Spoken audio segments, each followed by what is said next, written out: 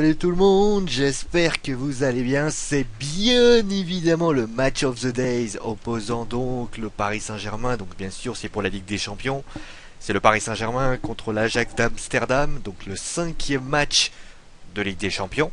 On rappelle bien sûr que les Parisiens doivent maintenant récupérer cette première place. Entre donc il y a le FC Barcelone et le Paris Saint-Germain.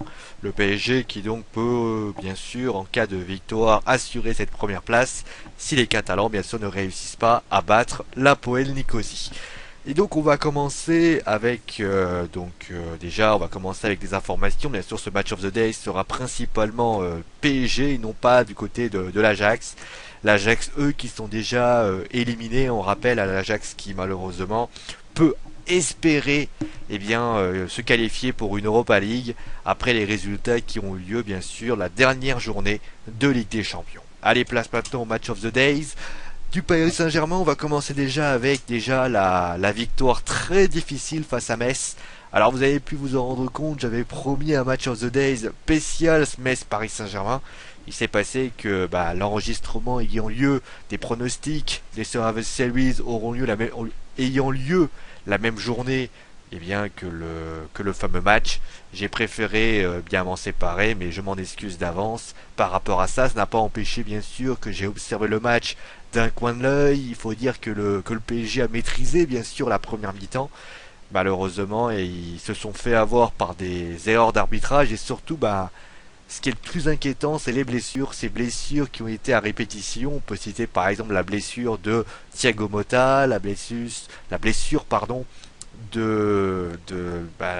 de Yohan Cabaye, bien sûr, qui a été un gros problème par rapport à ça. Alors malgré tout, ils ont réussi à gagner grâce à un très très grand Pastore. Et bien sûr, un but d'Ezequiel Lavezzi. On peut également se demander si Zlatan Ibrahimovic est à 100%, mais c'est vrai qu'avec le talent qu'il a, le Suédois, il a les capacités bien sûr pour réussir à faire changer la décision à n'importe quel moment. On notera également que l'équipe n'était pas non plus l'équipe qui pouvait être proposée. On rappellera qu'il manquait Lucas, il manquait également dans l'équipe de contre Metz Cavani qui n'avait été laissé au repos.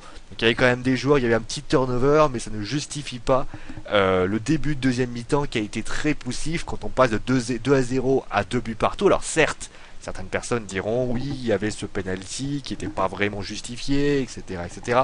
Ça ne justifie pas non plus le fait qu'on puisse se désorganiser comme cela. Une équipe du Standing de Paris n'a pas le droit, face à un promu, de perdre autant, surtout qu'il y avait vraiment l'avertissement il y a quelques semaines du match contre Lens. Allez, place maintenant alors à... J'ai dit l'objectif bien sûr est bien de Ligue des Champions. C'est bien sûr cette première place. On rappelle que les Parisiens sont toujours invaincus à domicile puisqu'ils n'ont plus perdu depuis 8 ans et Canal+ ne cesse de le rappeler.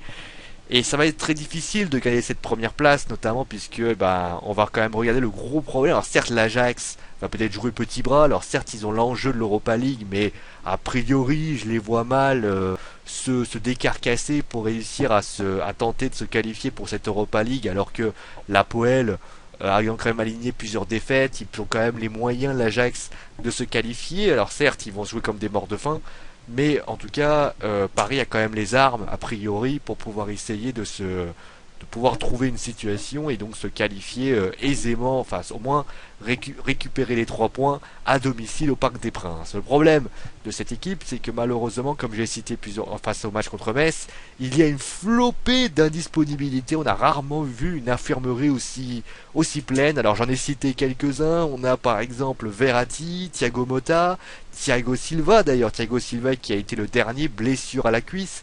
On peut citer Yohan Cabaye, Jean-Marc Baïbec. On peut citer aussi Nicolas Douchez qui est blessé, qui souffre donc je crois... alors il y en a qui souffrent du mollet, il y en a qui souffrent... vraiment c'est très difficile. Cabaye et Motta par exemple ils souffrent du mollet, Verratti c'est la cuisse, comme Thiago Silva.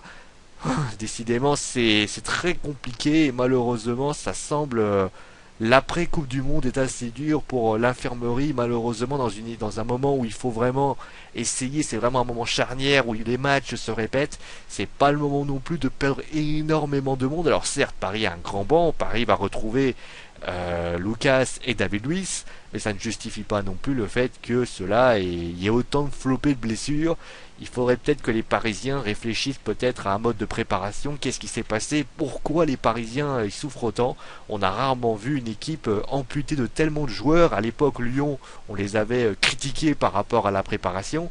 Et ben là, on peut se poser la même question pour le PSG, parce que là, on a quand même 5-6 joueurs majeurs qui sont blessés, et d'ailleurs même David Luiz je soupçonne parce qu'il était un petit peu incertain, il était un petit peu blessé pour le match contre Metz. Alors si c'est des petits bobos, on peut imaginer qu'ils ont été préservés pour le prochain match contre Nice, et comme a priori il y a la qualification qui a été acquise, Laurent Blanc a préféré quand même se rassurer, notamment pour Thiago Silva.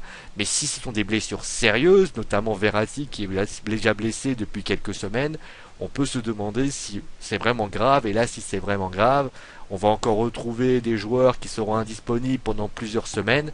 Et j'ai peur quand même que cela s'aggrave au fil du temps. Il faut à tout prix que le Paris Saint-Germain reprenne vraiment les devants de la scène et réussisse quand même à retrouver, peut-être pas les vertus parce qu'ils les ont retrouvés, mais qu'ils puissent assurer leur situation, qu'ils soient beaucoup plus, comment on pourrait dire ça, qu'ils soient capables quand même de retrouver des sensations, parce que là c'est vrai que ce qu'on voit là c'est vraiment inquiétant.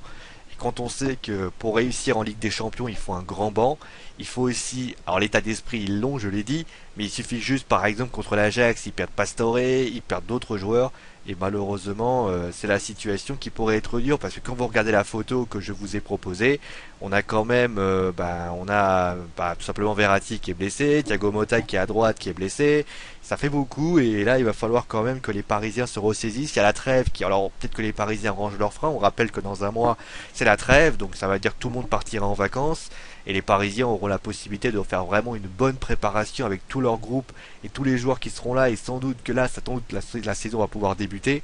Mais là, pour le moment, le plus important, surtout, c'est de ne pas perdre la marge avec l'Olympique de Marseille, et encore moins de perdre cette première place, et surtout avec ces blessés-là, je suis pas sûr que les Parisiens réussissent à conserver cette première place, surtout que dans 2 semaines, c'est le Barça qui arrive. Alors une semaine ou 2 semaines, je ne sais plus, c'est le Barça qui arrive, et si le Barça réussit à faire voler la défense parisienne, j'ai quand même peur que là les doutes qui subsistaient, qui pouvaient être inquiets, pouvaient être vraiment très présents. Allez, on va passer maintenant à la composition d'équipe. Alors bien évidemment il fallait une composition d'équipe probable, ça demande donc avec tous les blessés et tout le reste. Donc vous avez Sirigu dans les buts, vous avez ensuite, donc là j'ai gardé la clé fond. Alors j'ai changé Vanderville par Aurier parce que j'ai trouvé qu'Aurier avait été très très bon contre l'Olympique de Marseille. Ensuite en défense centrale on a Marquinhos et David Luiz.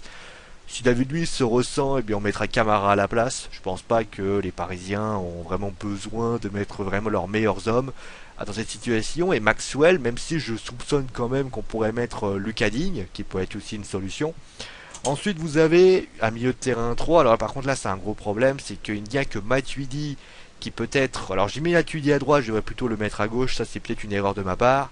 Mais en fait, Rabiot, je l'ai mis en milieu de terrain défensif en tant que sentinelle, parce que c'est le seul qui, on va dire, peut répondre à ses attentes, parce que c'est vrai que des récupérateurs, alors ça on peut monter David Luiz et mettre Camara, mais au vu des nombreuses blessures et du calendrier, du rythme qu'il faut donner, je doute fort quand même que Laurent Blanc ait comme désir de mettre un maximum de joueurs. Donc Pastore, Matuidi et Adrien Rabiot. Ensuite vous avez Lavezzi et Lucas. Alors certes, c'est peut-être un dangereux de mettre Lucas tout de suite, mais je pense que Lucas voudra jouer pour avoir un petit peu de rythme. Et Cavani. Alors pourquoi j'ai pas mis Zlatan Ibrahimovic?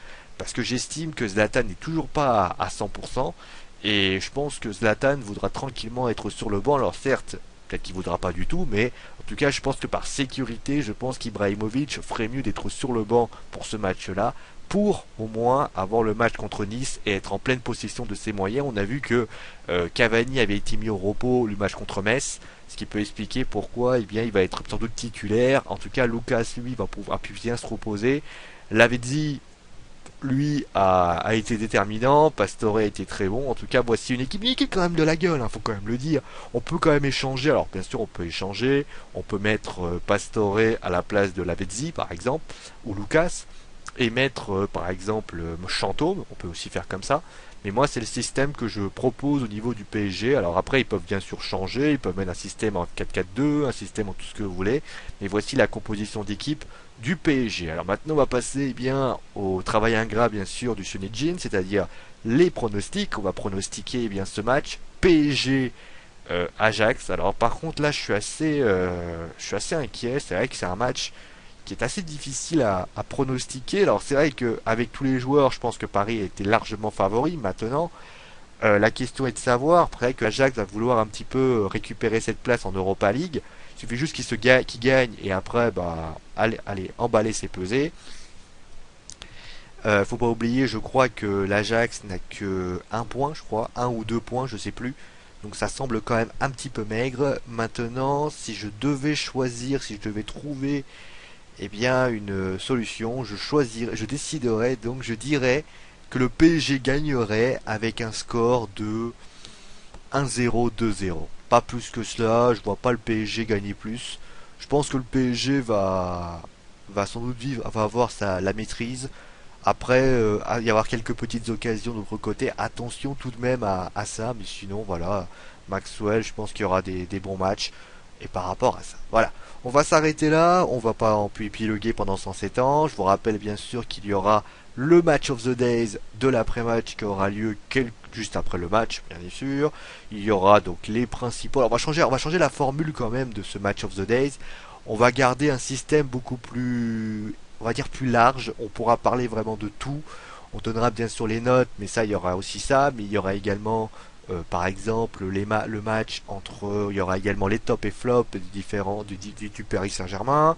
On aura également les faits de jeu. Ce sera beaucoup plus complet.